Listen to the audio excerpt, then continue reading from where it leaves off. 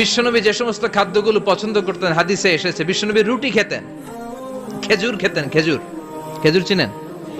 Balah, তামার, দুধ খেতেন, এই মধু খেতেন, জব খেতেন, বার্লি খেতেন, লাউ খেতেন, রুম্মান, ডালিম ফল, আনার ফল, আনার চিনেন? আনার, এই আনার খেতে পছন্দ করতেন বিশ্বনবী। মাশরুম খেতেন, মাশরুম, মাশরুম চিনেন?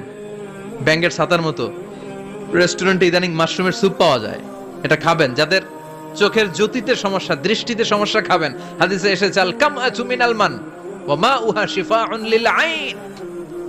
মাশরুম হলো মান্না সালোয়ার মতো খাবার।